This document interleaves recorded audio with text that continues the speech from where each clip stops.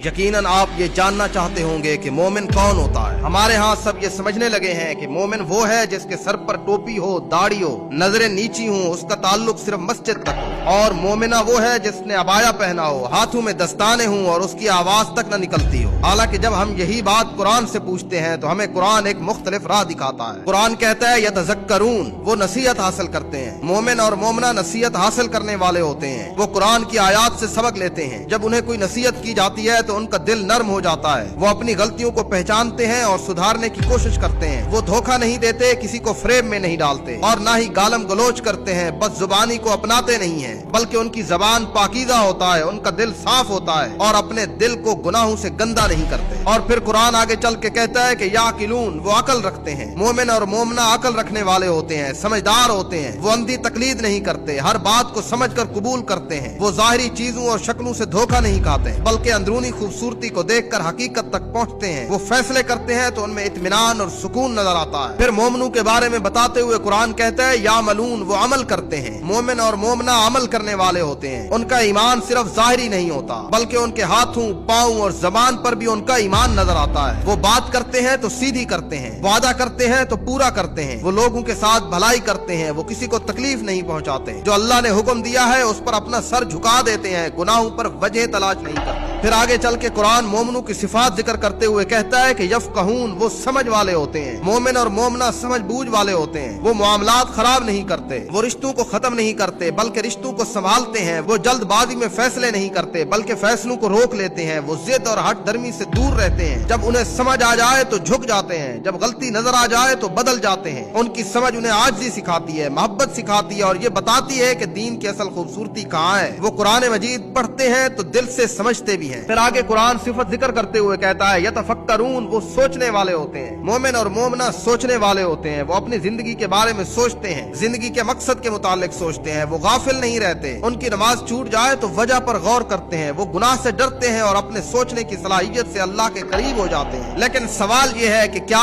आप भी ऐसे मोमिन और मोमना हैं जैसे कुरान बयान करता है? कहीं ऐसा तो नहीं कि आप सिर्फ मोमिन नजर आते हैं, आप मोमना नजर आती हैं? कहीं ऐसा तो नहीं कि आपने सिर्फ मोमनों वाला लिबास पहन रखा है? जब कुरान हमारी ये निशानियां जिक्र करता है तो दरअसल हमसे मुतालबा किया जा रहा होता है कि अपने अंदर ये चीजें पैदा करो, वरना अल्लाह के कागजों में तुम्हें मोमिन नहीं लिखा जाएगा।